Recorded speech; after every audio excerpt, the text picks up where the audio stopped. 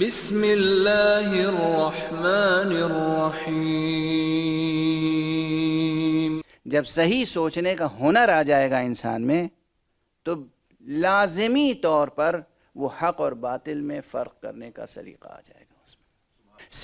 سیاسی لوگ کیا کرتے ہیں؟ سیاسی تقریروں میں کیا ہوتا ہے؟ انسان کی فکر کو آلودہ کر دیا جائے، حق کو باطل کہا جائے، باطل کو حق، سچ کو جھوٹ، جھوٹ کو سچ، اچھے کو برا، برے کو اچھا۔ میں عام بات کہہ رہا ہوں۔ پارلیمنٹ میں دو گروہ موجود ہیں، ایک حکمراں گروہ اور ایک اپوزیشن گروہ۔ یہ حکمراں گروہ جو آج کر رہا ہے اس وقت، اپوزیشن گروہ بالکل اس کی مخالفت کر رہا ہے اور کہہ رہا ہے کہ یہ بالکل غلط ہے، ناجائز ہے۔ ہر جگہ کی بات کر رہا ہوں میں آپ یہ نہ سمجھیے گا کہ میں بھارت کی بات کر رہا ہوں، پوری دنیا میں یہی ہے۔ اپوزیشن اور حکمراں جماعت میں کیا ہے؟ جو آج حکمراں جماعت کر رہی ہے بالکل غلط، واہیات، خرافات، باطل ہے، نقصان دہ ہے۔ ابھی یہ ادھر بیٹھنے والے ادھر چلے جائیں اور ادھر بیٹھنے والے ادھر آ جائیں، اپوزیشن والے خود جیسے ہی آ جائیں گے کہاں؟ اقتدار میں، جو وہ کر رہے تھے کریں گے وہی، کہیں گے یہ حق ہے، یہ ضروری ہے، یہ لازمی ہے، یہ ملک کی ضرورت ہے، یہ عوام کی ضرورت ہے۔ اب وہ چیزیں بدل جائیں گی۔ اب ایسے موقع پر عوام الناس کس کو سچ کہیں، کس کو جھوٹ؟ یہی سچ بھی ہے اور یہی جھوٹ بھی، یہی حق بھی ہے یہی باطل بھی۔ اس وقت تک قومیں ترقی نہیں کر سکتی، اس وقت تک ملتیں تعمیر نہیں ہو سکتی، اس وقت تک نیشنز اوپر نہیں اٹھ سکتی جب تک نیشن کے ایک ایک فرد میں، ایک ایک بچے میں سچ اور جھوٹ کی حقیقی تمیز نہ ہو۔ اور اس وقت تک صحت مند سیاست اور سچی حکومتیں وجود میں نہیں آ سکتی جب تک کہ عوام اچھے نہ ہوں، عوام میں اتنی روشن فکری نہ ہو کہ وہ سچ کو سچ اور جھوٹ کو جھوٹ کہہ سکیں، سچ کو سچ اور جھوٹ کو جھوٹ سمجھ سکیں۔ اور اس کے لیے بنیادی تربیت ماں کی آغوش سے، جھولے سے، کریڈل سے، اسکول سے، نرسری سے، کنڈر گارڈن سے، وہاں سے کے جی سے، نرسری سے، وہاں سے تربیت انسانی شعور اور انسانی فکر کی ہونی چاہیے کہ وہ جب بولیں تو صحیح بولیں، جب سوچیں تو صحیح سوچیں۔ کچھ نہیں کرنا ہے، آپ کو پالیٹکس نہیں سکھانی ہے بچوں کو، آپ کو پولیٹیکل سائنس کا درس نہیں دینا ہے، سبق نہیں دینا ہے، کوئی فلسفی نہیں۔ آپ کو دو چیزیں کرنی ہیں، بچے زبان صحیح استعمال کرنا سیکھ لیں، بچے صحیح طور پر سوچنا سیکھ لیں۔ غور فرما رہے ہیں آپ؟ یہ دو ہنر اگر پیدا ہو جائے تو انسانیت کی تعمیر انہی دو بنیادوں پر ہو سکتی ہے۔ اور یہی دو بنیادیں جب اپنے عالم عروج پر پہنچتی ہیں تو ہمیں قرآن مجید میں یہ دو ہنر نظر آتے ہیں کہ وہ زبان میں فصاحت و بلاغت میں بھی کمال کے درجے پر ہے اور انسانی فکر کی تربیت کے لیے بھی کمال کے درجے پر ہے۔ اس زاویے سے بھی قرآن کیوں زبان کا معجزہ ہے؟ زبان کا معجزہ ہونا کون سی بڑی بات ہے؟ بہت بڑی بات ہے۔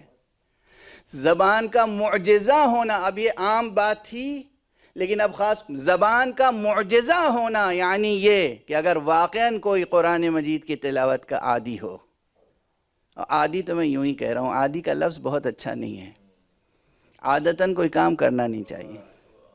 اگر واقعاً کوئی شخص قرآن مجید کی پوری ارادت مندی کے ساتھ مطالعہ کرے، تلاوت کرے، قرأت کرے، تلاوت کرے، تو قرآن مجید انسان کی زبان کو بھی صحیح کر دیتا ہے، انسان کی سوچ کو بھی صحیح کر دیتا ہے۔ انسانی ذہن کے لیے ناقابل فہم ہے، پوری طرح سے کمپریہنشن اس کا کمپریہنڈ نہیں کر سکتے، اسے اس کی ذات کو ذہن میں تصور میں نہیں لا سکتے۔ جو کچھ بھی تصور میں آ گیا وہ کچھ ہو سکتا ہے، خدا نہیں ہو سکتا۔ جو ہماری عقل کے دائرے میں آ گیا وہ کچھ ہو سکتا ہے، خدا نہیں ہو سکتا۔ خدا عقل کے دائرے میں محدود نہیں ہو سکتا، خدا ہمارے ذہن میں محدود نہیں ہو سکتا، یہ مسلمہ حقیقتیں ہیں۔ تو پھر خدا کی ذات اور خدا کے صفات کسی صورت سے بیان بھی نہیں ہو سکتے۔ عاجز ہے انسان وصف پروردگار کے لیے۔ جس چیز کے لیے انسان عاجز ہے وہ چیز اگر کہیں بیان ہو جائے تو وہی تو معجزہ کہلائے گی۔ اور خدا کی قسم قرآن مجید میں اس طریقے سے حقیقت توحید کو بیان کیا گیا ہے کہ تمام اذہان انسانی یہ گواہی دیں گے جب پڑھیں گے اس قرآن کو کہ جو چیز ہم بیان نہیں کر سکتے وہ قرآن نے بیان کیا ہے۔ خدا کی حقیقت اور خدا کی وحدانیت۔ اور یہ بات صرف وقتی نہیں تھی، اس وقت سن 570 ہجری اور 610 عیسوی اور 610 عیسوی اور 632 عیسوی اور 650 عیسوی، یعنی وہ جب رسول اللہ صلی اللہ علیہ وآلہ وسلم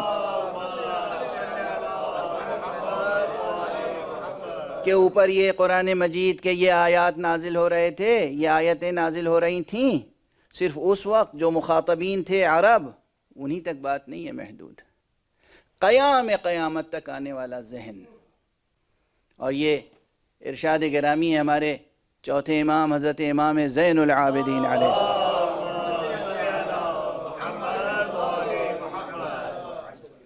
ارشاد فرمایا ہے کہ اللہ سبحانہ و تعالیٰ کو یہ علم تھا، معلوم تھا اللہ کو کہ آخری زمانے میں ایسے لوگ پیدا ہوں گے جو مدقق ہوں گے، محقق ہوں گے، گہرائی سے سوچنے والے ہوں گے، ان کی فکر بہت بلند ہوگی۔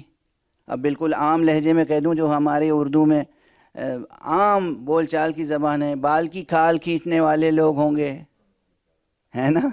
اب تو سب کو یاد رہ جائے گا یہ جملہ، محقق، مدقق، منہ شگافی کرنے والے، یہ سب اگر نہ یاد رہے تو یہ یاد رہے گا کہ بال کی کھال کھینچنے والے ہوں گے، ہیں؟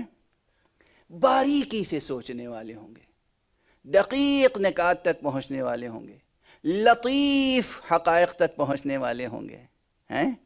چونکہ حق سبحانہ و تعالیٰ کو یہ معلوم تھا، اسی لیے قرآن مجید میں حق سبحانہ و تعالیٰ نے سورہ مبارکہ اخلاص کو نازل فرمایا، اور اسی لیے اللہ سبحانہ و تعالیٰ نے سورہ حدید کی ابتدائی آیتوں کو نازل فرمایا، یعنی قل هو اللہ احد اللہ الصمد لم یلد ولم یولد ولم یکن لہ کفوا احد۔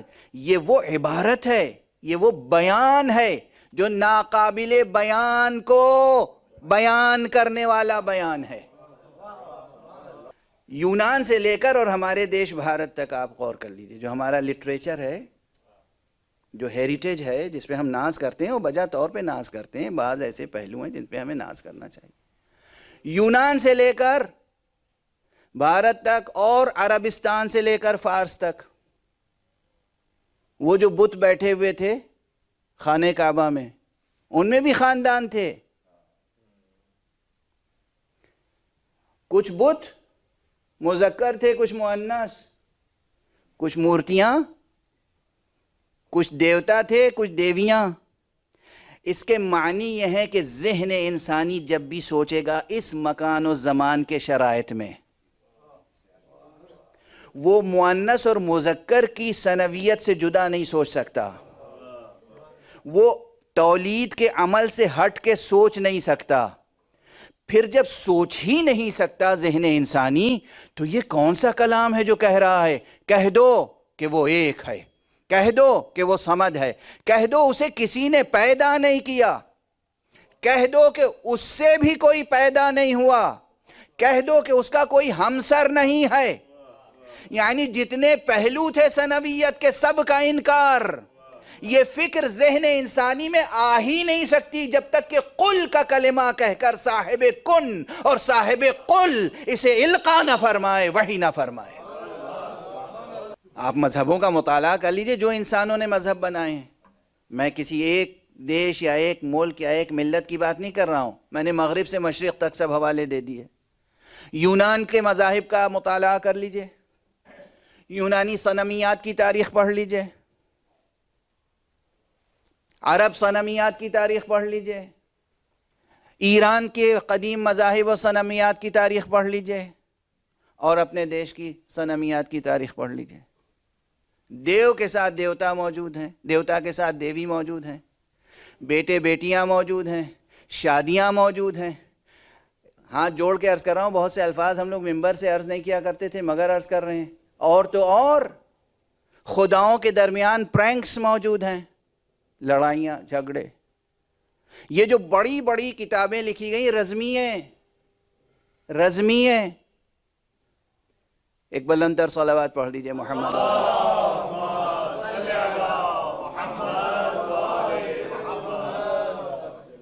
انسانی ذہن کا بنایا ہوا مذہب ہے، جو اللہ کی طرف سے آنے والے دین ہے۔ وہ یہ تصور دے سکتا ہے کہ ایک وجود ایسا بھی ہے جو ثابت ہے، جس میں تغیر نہیں ہے، جس میں تلون نہیں ہے، جس میں ثنویت نہیں ہے، جس میں کسی طرح کی ڈوالٹی نہیں ہے، نہ ڈوالٹی ہے، نہ ثنویت، نہ تثلیث، نہ کثرت۔ لم یلد ولم یولد ولم یکن لہ کفوا احد، کوئی ہمسر بھی نہیں ہے۔ اور ہمارے یہاں اصلا یہ فکر اور اس فکر، یہ مضمون اور یہ مضمون جن الفاظ میں ظاہر ہوا، یہ معجزہ ہے۔ فکر انسانی کے ہر مغالطے کو دور کرنے کے لیے یہ سورہ کافی ہے۔ سورہ مبارک نور میں اللہ نور السماوات والارض مثل نورہ کمشکات، جہاں جہاں شہد اللہ انہ لا الہ الا هو الحی، شہد اللہ انہ لا الہ الا هو والملائکۃ واولو العلم قائما بالقسط لا الہ الا هو العزیز الحکیم۔ یہ الفاظ اور اس کے اندر جو مضامین ہیں، جو مطالب ہیں، جو نکات ہیں، جو فکر ہے، یہ انسان کے ذہن کی تخلیق نہیں ہے، ہو نہیں سکتی۔ یعنی یہاں ایک مثال بھی استثنائی نہیں ہے جسے کسی نے تخلیق نہ کیا ہو۔ سب مخلوق نظر آتے ہیں۔ جب سب مخلوق نظر آتے ہیں تو خالق کا تصور آ سکتا ہے کہاں سے؟ وہ بھی اتنا کمال کا تصور۔ ظاہری طور پر ہر مولود کے ذہن میں والد کا تصور تو آ سکتا ہے، لیکن ایسے خالق کا تصور، اللہ سبحانہ و تعالیٰ کے ناموں میں سب نام ہے، خالق ہے وہ، باری ہے وہ، مصور ہے وہ، والد نہیں ہے۔ اور ہمارے یہاں اب کا لفظ اس کے لیے درست نہیں ہے، والد کا لفظ اس کے لیے درست نہیں ہے۔ اب سمجھے آپ فرق والد میں اور خالق میں؟ والد اور والدہ وہ وجود ہے جو اس زمان و مکان کے شرائط میں طبیعیات اور حیاتیات کے اصولوں کے تحت تخلیق کائنات کے عمل کا ایک حصہ بنتے ہیں۔ لیکن خالق وہ ہے جو بغیر کسی وسیلے کے اپنے حرف کن سے خلق کرتا ہے، اور جو چاہتا ہے خلق کرتا ہے، بغیر کسی مثال کے، بغیر کسی فکر کے، بغیر کسی پیشگی تفکر کے۔ پہلے سوچا اور نقشہ بنایا اور میٹیریل جمع کیا، اس کے بعد کچھ بنا دیا، نہیں، کون کرتا ہے اور ہو جاتا ہے۔ یعنی وہ ارادہ کرتا ہے، تخلیق کا ارادہ، اور وہ چیز وجود میں آ جاتی۔ یہ تصور جس کو قرآن مجید نے پیش کیا، یعنی یہ تصور محفوظ نہیں رہ گیا۔ دیکھیے اس سے پہلے جو کتابیں ہیں اس میں بھی یہ تصور ایسا محفوظ نہیں رہ گیا نا۔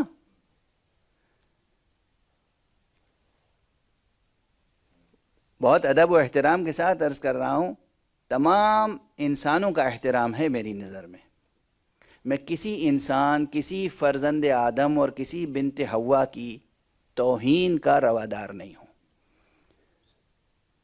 لیکن اگر کوئی فرزند آدم، اگر کوئی بنت حوا، اگر کوئی شخص کسی غلط فکر کا حامل ہے تو ہم اس غلط فکر کا احترام نہیں کریں گے۔ اس کے احترام میں ہم کہیں گے ہمارے لیے آپ محترم ہیں، لیکن دیکھیں یہ فکر آپ کی درست نہیں ہے۔ یہ جو سوچ ہے آپ کی یہ درست نہیں ہے. آپ کا ہم احترام کریں گے مگر آپ کی اس سوچ کا احترام نہیں کر سکتے. اس لیے دنیا میں جتنے افراد ہیں ہم سب کا احترام کرتے ہیں مگر توحید خالص جو قرآن مجید میں موجود ہے یہ آج انجیل میں موجود نہیں ہے, توریت میں موجود نہیں ہے. چونکہ توریت میں موجود نہیں ہے, چونکہ انجیل میں یہ خالص توحید صمدی موجود نہیں ہے, یہی دلیل ہے کہ وہ کتابیں تحریف کا شکار ہو گئیں. اور چونکہ توحید صمدی اپنی اصالت کے ساتھ قرآن میں محفوظ ہے اس لیے یہ بھی ایک دلیل ہے کہ قرآن میں تحریف نہ ہو سکی. قرآن میں تحریف, ورنہ تحریف کرتے تو کرتے کون لوگ کرتے؟ جن لوگوں نے 40 برس تک بت پرستی کی, جنہوں نے 40 برس تک, 60 برس تک, 100 برس تک, ایسے بھی ہیں صحابی رسول کے, یا حضور علیہ الصلوۃ والسلام کو نہیں دیکھا مگر 100 برس کی عمر میں اسلام لائے. عربی کا مشہور شاعر, عظیم الشان شاعر, حالانکہ وہ بہت موفق شاعر تھا, رضی اللہ تعالی عنہ وارضاہ, ابو عقیل لبید ابن ربیعہ, عظیم شاعر, جس کا ایک شعر میں نے کل یا پرسوں تقریر میں مثال کے طور پہ عرض کیا تھا. صاحب معلقہ, اور حضرات کے معلقات میں تو شک و شبہ ہے, بحث ہے کہ یہ معلقات میں شامل ہے یا نہیں ہے, کیا جا سکتا ہے یا نہیں کیا جا سکتا, لیکن تمام نقادان سخن عرب یک زبان کہتے ہیں کہ لبید کا قصیدہ جزء معلقات ہے. عظیم الشان قصیدہ, پرشکوہ قصیدہ, حالانکہ یہ قصیدہ اس نے مسلمان ہونے سے پہلے کہا تھا, لیکن پھر بھی اس میں بہت صالح فکر موجود ہے اور خدا کا تصور بھی موجود ہے. بہرحال 100 برس تک بت پرستی کرنے کے بعد اسلام میں آنے والے, اگر انہیں تحریف کا موقع مل جاتا, سب سے پہلے جس چیز کو بدلتے وہ کیا تھی؟ توحید, توحید کا نظریہ. کہیں نہ کہیں سے بت پرستی کا جواز نکال لیتے, کہیں نہ کہیں سے خدا کے ہاں بیٹا پیدا کر دیتے, کہیں نہ کہیں خدا کا خاندان درست کر دیتے. اور ہمارے یہاں تحریف ہوتی تو یہ ہوتا. قرآن مجید میں نہ تحریف ہوئی, نہ کوئی کر سکتا تھا, نہ کوئی کر سکتا ہے, نہ کوئی کر سکے گا قیامت تک.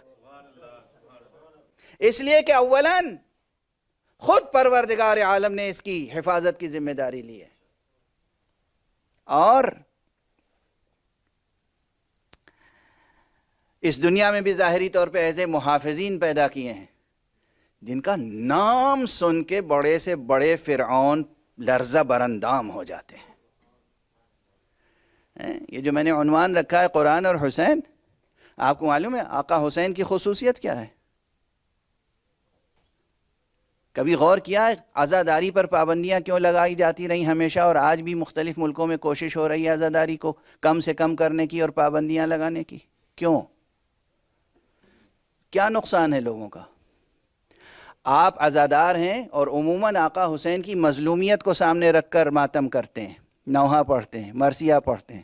آقا حسین مظلوم تھے, اس میں کوئی شک نہیں, لیکن اس زاویے سے سوچئے, خدا کی قسم, خدا کی قسم, حسین ابن علی وہ شجاع ابن شجاع ہے جس کا نام سن کر ہی فرعونوں اور یزیدوں کو خوف طاری ہو جاتا ہے. خوف. ذکر حسین پہ پابندی لگاؤ. کیوں؟ اس لیے کہ جو ذکر حسین کرے گا یہ قوم پھر بہت طاقتور ہو جائے گی, یہ قوم غلام نہیں رہ سکے گی, یہ قوم مستضعف ہمیشہ نہیں رہے گی, یہ قوم کچلی نہ جا سکے گی, یہ قوم ترقی کرے گی, یہ قوم انقلاب لے آئے گی. میں نام لے کر اگر مثالیں دوں تو بات بہت پھیل جائے گی اور بات شخصی اور جزئی ہو جائے گی. تاریخ میں ہمیشہ آقا حسین کے اوپر ان کی عزاداری پہ پابندی لگائی گئی, ذکر حسین پر. کیوں؟ اس لیے کہ حسین علیہ السلام وہ شجاع ترین وجود ہے, وہ عظیم وجود ہے, وہ قوی وجود ہے, جس کا نام سن کے لوگ لرزہ براندام ہو جاتے ہیں. ایسے وجودات اس دنیا میں اللہ نے بھیجے قرآن کی حفاظت کے لیے. ایک طرف اس کا ارادہ حفاظت کا اور دوسری طرف ایسے حفاظت کرنے والے، علی جیسا حفاظت کرنے والا، حسن جیسا حفاظت کرنے والا، حسین جیسا حفاظت کرنے والا. پھر ممکن ہے کہ قرآن میں تحریف ہو جائے، قرآن میں کوئی آیت نکال لی جائے اور کوئی آیت اس میں رکھ دی جائے. ممکن ہے. کوئی آپ سے کہیں قرآن عرض پر پوچھے کہ قرآن مجید کا موضوع کیا ہے، جواب ہے توحید، توحید حق صمدی. بسم اللہ سے لے کر والناس تک ہر آیت مضمون توحید سے جڑی ہوئی ہے، چاہے بظاہر اس میں کوئی اور مضمون ہو، کچھ بھی بیان کیا گیا ہو. اب بالکل وہ مجھے اپنے الفاظ یاد آ رہے ہیں، میں نے عرض کیا ہے بارہا کہ حیات اور کائنات کا ہر مسئلہ قرآن مجید نے ایک اساس اور ایک بنیاد اور ایک محور پر حل کیا ہے، اور وہ ہے توحید. تو عزیزان گرامی، عزاداروں کا ایک فریضہ یہ بھی ہے، کچھ بھی ہو گردنیں کٹ جائیں، توحید پر حرف نہ آنے پائے. کلمہ مبارک ہے لا الہ الا اللہ، اس پر حرف نہ آنے پائے، کسی بھی اعتبار سے شرک اور کفر کا سایہ آپ کے عقیدے پر نہ پڑنے پائے. توحید. دوسرا، اب دوہرا ہی دوں، اگر کوئی، یہ تو فکر کی بات ہوئی، ایمان و عقیدے کی بات ہوئی، فکر توحید کا تعلق عقیدے اور ایمان سے ہے. عملی اعتبار سے قرآن مجید کا موضوع کیا ہے؟ کون سا عملی پیغام ہے جو قرآن مجید نے دیا ہے؟ اگر ایک لفظ میں جواب پوچھا جائے، میں مثال دے دوں کہ بھئی قرآن مجید میں عمل کے لیے بہت سی چیزیں واجب قرار دی گئیں. نماز عمل ہے، روزہ عمل ہے، حج عمل ہے، زکوٰۃ عمل ہے، خمس عمل ہے، جہاد عمل ہے، امر بالمعروف عمل ہے، نہی عن المنکر عمل ہے. عبادات سے لے کر معاملات تک زندگی کا ہر مسئلہ اس پر روشنی ڈالی ہے، احکام صادر کیے ہیں قرآن مجید نے. یہ کیا ہے؟ عمل. تو ایک لمبی فہرست ہوگی. اگر کوئی پوچھے کہ قرآن مجید کا عملی پیغام کیا ہے، تو ایک لمبی فہرست ہوگی آپ کے سامنے، طویل، سینکڑوں اس میں عنوانات ہوں گے. عام زبان میں کہیں سینکڑوں آئٹم ہوں گے اس میں. لیکن ان سب کو ایک لفظ میں اگر ادا کرنا ہو تو قرآن مجید ہی نے سکھایا ہے، اور وہ لفظ تقوی. قرآن مجید کا موضوع ہے توحید، اور قرآن مجید کا عملی پیغام ہے تقوی. ہر مضمون اس ایک تقوی میں آ جاتا ہے. طہارت، نظافت، صفائی سے رہنا کس کا تقاضا ہے؟ تقوی کا. خدا کی بندگی کس کا تقاضا ہے؟ تقوی کا. سچ بولنا کس کا تقاضا ہے؟ تقوی کا. جھوٹ سے پرہیز کس کا تقاضا ہے؟ تقوی کا. بازار میں بیٹھ کے ایمانداری سے سودا تولنا کس کا تقاضا ہے؟ تقوی کا. دھوکہ نہ دینا کس کا تقاضا ہے؟ تقوی کا. جتنے معاملات ہیں گھر سے لے کر اور ایوان حکومت تک، بازار سے لے کر ایوان حکومت تک، سب ایک لفظ تقوی میں آ جاتے ہیں. اب تیسرا کلمہ بھی عرض کر دوں اور بس گفتگو کو اختتام تک پہنچاؤں. ایک چیز اور ہے، موضوع قرآن مجید کا توحید عرض کر چکا ہوں پہلے، دہرا رہا ہوں میں، پہلے ہی خود ہی عرض کر دیا میں نے. اور عملی پیغام تقوی. اور پورے معاشرے انسانی کو منظم کرنے کے لیے کون سا فارمولہ دیا ہے قرآن نے؟ دیا ہے یا نہیں؟ چونکہ یہ بھی بڑا مسئلہ ہے عمل سے متعلق، لیکن بڑا مسئلہ ہے. دیکھیے، آپ اپنے بچے کو اسکول بھیجتے ہیں، اس کی اسکول کو ریکگنیشن کون دیتا ہے؟ حکومت. یہ بہت بڑا موضوع ہے عزیزان گرامی، اور مسلسل آپ حضرات سنتے رہتے ہیں، لیکن پھر بھی اس زاویے سے غور نہیں کرتے. اس سے پہلے بچے کو اسکول تو بعد میں بھیجیں گے، بچہ جب پیدا ہوگا تو اس کی پیدائش بھی رجسٹر کرانی پڑتی ہے. بچے کو کہاں رجسٹر کرائیں گے کہ ولادت ہوئی ہے؟ حکومت. بچے کو اسکول بھیجیں گے، کہاں اس اسکول کا ریکگنیشن کون دیتا ہے؟ حکومت. آپ اپنا گھر بنائیں گے، زمین خریدیں گے، خریدنے کی رجسٹری کہاں ہوتی ہے؟ حکومت۔ گھر بنانے کے لیے نقشہ کون پاس کرتا ہے؟ حکومت۔ شادی کریں گے آپ، بچے کی ولادت سے پہلے بھی تو شادی ہے، شادی رجسٹریشن کہاں ہوگا؟ حکومت۔ خدا نخواستہ کہیں طلاق ہوئی تو رجسٹریشن کہاں ہوگا؟ حکومت۔ گھر بنانے سے لے کر، زمین خریدنے سے لے کر، بچے کی ولادت سے لے کر، بچے کی تعلیم سے لے کر، جتنے زندگی کے مسائل ہیں، آپ دکان کھولیں گے، حکومت کو کچھ ٹیکس دیں گے نہیں دیں گے؟ بینک میں آپ پیسے رکھیں گے، بینک اگر حکومت کے یہاں ریکگنائزڈ ہوگا تب تو آپ کا بینک بینک ہے، ورنہ پھر جو حال ہوگا آپ جانتے ہیں، آپ کی ساری دولت غارت ہو جائے گی۔ تو شروع سے آخر تک یہ زندگی، مریں گے، قبر کس سے لیں گے؟ حکومت۔ تو پورا نظام انسانی، معاشرہ انسانی کا ہر مسئلہ جڑا ہوا ہے حکومت سے۔ مسلمانوں یہ بتاؤ، قرآن مجید نے نظم حکومت کا کوئی قانون اور کوئی فارمولہ دیا یا نہیں دیا؟ جس کا جی چاہے الیکشن سے حکومت بنا لے، جس کا جی چاہے سلیکشن سے حکومت بنا لے، جس کا جی چاہے نامینیشن سے حکومت بنا لے، جس کا جی چاہے غارت گری کر کے حکومت بنا لے، وہ بھی جائز۔ یہ کوئی بات ہوئی؟ یہ کوئی بات ہوئی؟ قرآن مجید نے کوئی فارمولہ دیا یا نہیں دیا؟ یہاں پر جواب ہے اس فقیر کا۔ قرآن مجید کا موضوع توحید ہے، قرآن مجید کا پیغام عمل تقویٰ ہے، قرآن مجید کا دیا ہوا نظام ولایت ہے۔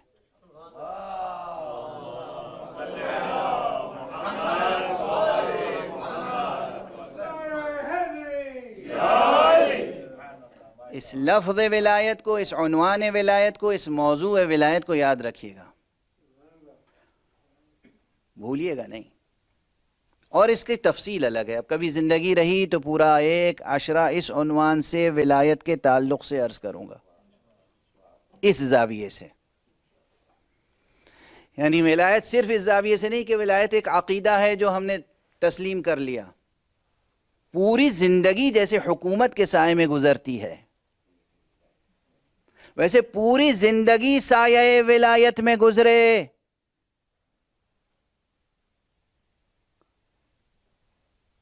امام اپنے ظاہری اس چہرے کے ساتھ غیب میں ہیں، امامت تھوڑی غیب میں ہے۔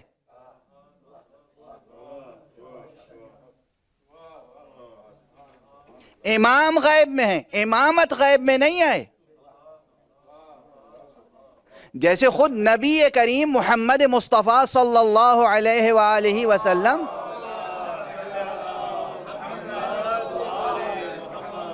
آج کہاں ہیں رسول؟ ایک ہی جواب ہے، غیب میں ہیں۔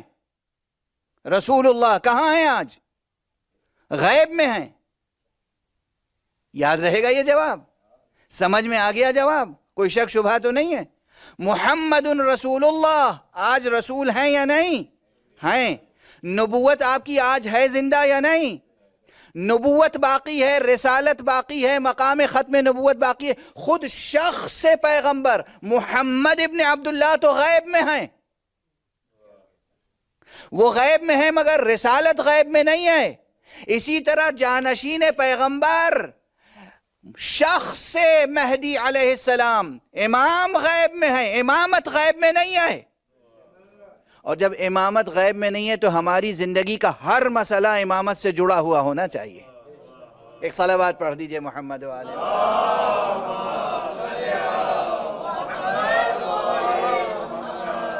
ایک اور بلند صلوات پڑھ دیجئے محمد۔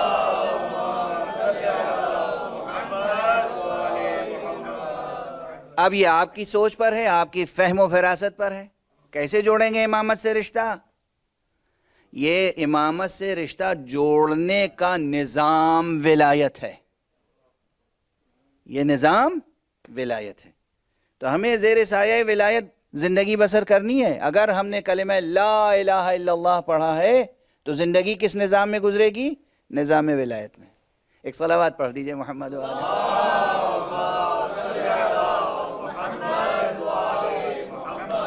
قاسم کی عمر، قاسم کا سن بہت کم تھا۔ اکثر مورخین نے یہ لکھا ہے کہ حضرت قاسم کی عمر مبارک اس وقت 13 یا 14 برس کی تھی۔ لم یبلغ الحلم، ابھی آپ سن کمال تک نہیں پہنچے تھے، اور آپ کے حسن و جمال کا یہ عالم تھا کہ جب ماں سے رخصت ہو کر اور چچا سے اجازت لے کر میدان کربلا میں آئے ہیں تو دشمن نے یہ کہا، ایسا لگتا تھا جیسے چاند کا کوئی ٹکڑا سامنے آ گیا۔ وہ بچہ جو دشمن کو بھی چاند جیسا حسین نظر آ رہا ہو، اپنی ماں کی نگاہ میں کیسا حسین ہوگا۔ وہ بچہ جو دشمن کو چاند کا ٹکڑا نظر آ رہا ہو، وہ اپنی بہن کی نگاہ میں، اپنے بھائی کی نگاہ میں، اپنے چاہنے والے چچا کی نگاہ میں کتنا حسین ہوگا۔ اسی لیے روایتوں میں یہ ہے، تمام راویوں نے، بیشتر راویوں نے یہ لکھا ہے کہ چند ایسے شہید ہیں جنہیں رخصت کرتے وقت آقا امام حسین کی کیفیت متغیر ہو گئی تھی۔ حسین بہت بڑے شجاع تھے، شجاع حسین، صابر حسین، صابر حسین، شجاع حسین، امام حسین، انسان کامل حسین۔ غموں کا پہاڑ ٹوٹ رہا تھا لیکن امام حسین کا چہرہ دمک رہا تھا، اس پر کوئی ضعف کے، کمزوری کے آثار نہیں تھے۔ یہ بھی دشمن کی گواہی ہے۔ لیکن ایسا حسین بھی جب جناب قاسم جدا ہو رہے تھے، ایک تو صبح عاشور سے روایتوں میں کہ کئی مرتبہ جناب قاسم اپنے چچا کے پاس آئے، اس لیے کہ رات بھر چاہنے والی ماں نے بیٹے قاسم کو شہادت کے لیے اور جنگ کے لیے اور جہاد کے لیے آمادہ کیا تھا۔ بیٹا کل روز عاشور ہے، دیکھو کل تمہارے چچا امام وقت فرزند رسول حسین ابن علی پر دشمنوں کی یلغار ہوگی، سب ان کی بارگاہ میں، ان کے قدموں میں شہادت پیش کریں گے، اپنی اپنی جانوں کا نذرانہ پیش کریں گے۔ دیکھو تم مجھے شرمندہ نہ کرنا، میری طرف سے تم جا کر اپنے چچا جان پر جان نثار کرنا۔ جناب قاسم شب بھر ماں کی یہ نصیحتیں سماعت فرماتے رہے۔ صبح اٹھے تو ماں نے سجایا، سر پہ عمامہ، جناب امام حسن کا عمامہ سر پہ رکھ دیا، شمشیر دے دی اور کہا جاؤ بیٹا امو جان سے اجازت لو اور داد شجاعت دو، جہاد کرو۔ جناب قاسم بار بار آتے تھے اور اجازت نہیں ملتی تھی، آقا حسین اجازت نہیں دیتے تھے۔ آپ کی سماعتوں سے یہ واقعے گزر چکے ہیں، لیکن صرف اس لیے کہ آپ کی آنکھیں اشک بار ہوں اور آپ دل کھول کے پرسہ دے سکیں، اس لیے اشارات کر رہا ہوں کہ یہ بچہ ایک عمود خیمہ سے جا کر لگ کر بیٹھ گیا، چہرہ مرجھایا ہوا ہے، اداس ہے۔ کیوں اداس ہے یہ بچہ؟ کیوں اداس ہے؟ اس لیے کہ مرنے کی اجازت نہیں ملی۔ اللہ اکبر، اللہ اکبر۔ جوانوں، عزیزوں، ذرا دیکھو کربلا سے کیا شجاعت کا درس ملتا ہے، کربلا سے کیا اولو العزمی ملتی ہے، کیا شجاعت کا درس ملتا ہے۔ مدرسہ حسینی سے، مکتب حسینی سے کیسی شجاعت کا درس ملتا ہے۔ اس لیے بچہ ملول ہے کہ مرنے کی اجازت نہیں ملی۔ ایک مرتبہ بچے کو کچھ یاد آیا اور اپنے بازو پہ بندھا ہوا تعویذ کھول کر اور دیکھا تو اس میں بابا کی وصیت موجود تھی۔ اب بچہ خوش ہو گیا، لے کر آقا سید الشہداء کی بارگاہ میں آیا. امو جان ذرا یہ تحریر ملاحظہ فرما لیجئے. آقا حسین نے تحریر دیکھی, بھائی کی تحریر پہچان لی, آنکھوں سے لگایا ہوگا آقا نے, بوسہ دیا ہوگا آقا نے, اور اس کے بعد اثر جو دنیا والوں نے دیکھا وہ یہ دیکھا کہ آنکھیں اشکبار ہو گئیں, اور بھتیجے کو سینے سے لگایا, اتنا گریہ کیا کہ چچا اور بھتیجے دونوں غش کھا کے زمین پر گر گئے. قاسم کو بھی غشی کی کیفیت طاری ہو گئی, آقا سید الشہداء پہ بھی غشی کی کیفیت طاری ہو گئی, اور اس کے بعد پھر بیدار ہوئے, اٹھے, پھر سینے سے لگایا, پھر خوب گریہ کیا, اور بالآخر اپنے اس چہیتے بھتیجے کو جسے بیٹے کی طرح پالا تھا اور جینے کے لیے پالا تھا, بیٹے کے طرح پالا تھا اور جینے کے لیے پالا تھا, اب اسے مرنے کے لیے بھیج رہے ہیں. جناب قاسم میدان میں گئے, اور کیفیت یہ ہے کہ جسم پر زرہ نہیں آئے, ایک ہلکا سا کرتا ہے, بس ایک ہلکی سی قمیص ہے, اور ہاتھ میں شمشیر ہے, اور قد ایسا بوٹا سا قد ہے کہ گھوڑے پہ بیٹھے ہیں تو رکاب تک پاؤں نہیں پہنچ رہا ہے, اور نعلین جو پاؤں میں ہے اس کا تسمہ ٹوٹا ہوا ہے. کیا معصومیت ہے, کیا بچپن کے آثار ہیں, یہ سب دشمن کی گواہیاں ہیں. جانے کے بعد مقابلے پر بڑے سے بڑا پہلوان آتا ہے, اور قاسم ہاشمی شجاعت کے ساتھ, بلکہ کہنا چاہیے علوی شجاعت کے ساتھ, حسنی اور حسینی شجاعت کے ساتھ جہاد کرتے ہیں. بہت سے دشمنوں کو تحت تیغ کیا, لیکن پھر دشمن نے وہی حیلہ اختیار کیا, ہالے کی طرح اس چاند کو گھیرے میں لے لیا اور ہر طرف سے حملہ کرنے لگے. ایک شقی قریب آیا اور اس نے چاہا کہ جناب قاسم کو شہید کریں. جناب قاسم نے ایک مرتبہ آواز دی, چچا جان میری مدد کو آئیے. عموماً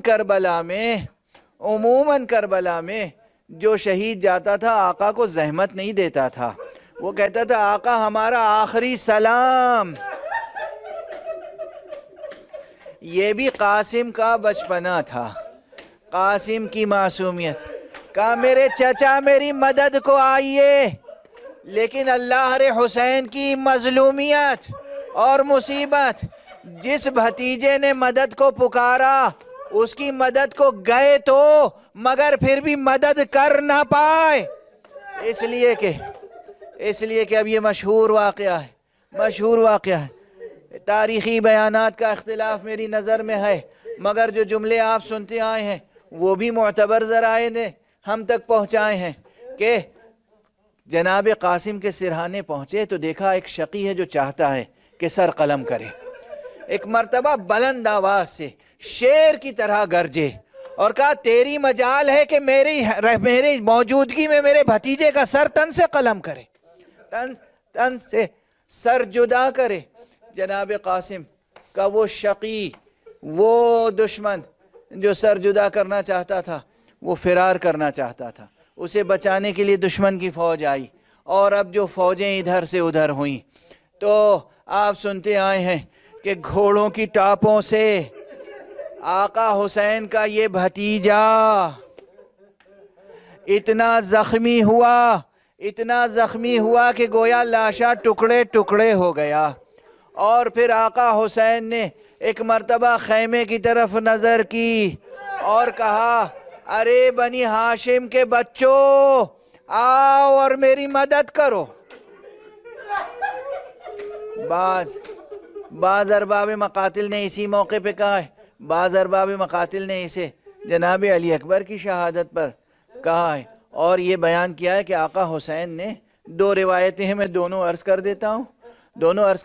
ایک روایت تو یہ ہے کہ آقا حسین نے اپنی ردا بچھائی, اپنی عبا بچھائی اور قاسم کے لاش کے ٹکڑوں کو جمع کیا, اور گویا اپنی پشت پر ایک گٹھری سی لے کر چلے خیمہ گاہ کی طرف. اور بہت سے ارباب مقاتل نے یہ لکھا ہے قاسم زخمی تو تھے، جسم ٹکڑے ٹکڑے تو ہو گیا تھا، مگر اس کا اثر کیا ہوا؟ جب قاسم آئے تھے تو آپ کا پاؤں رکاب تک نہیں پہنچ رہا تھا، مگر جب حسین نے اٹھایا ہے تو قاسم کا سر اپنے کاندھے پہ رکھا، اپنے شانے پہ رکھا، اور قاسم کا پاؤں زمین پر خط دیتا جا رہا تھا۔ قاسم کے قدم زمین پر خط دیتے جا رہے تھے۔ حسین خیمہ گاہ میں آئے، ام فروہ تمہاری قربانی قبول ہو گئی، اور یہاں پھر دیکھنے والوں نے دیکھا زینب آگے آگے تھی، ام فروہ پیچھے پیچھے۔ کیوں؟ اس لیے کہ کوئی ماں اپنے بیٹے کا لاشا اس انداز میں نہیں دیکھ سکتی۔ انا للہ وَإِنَّا إِلَيْهِ رَاجِعُونَ رِضًا بِقَضَائِهِ وَتَسْلِيمًا لِأَمْرِهِ اِنَّا لِلَّهِ وَإِنَّا إِلَيْهِ رَاجِعُونَ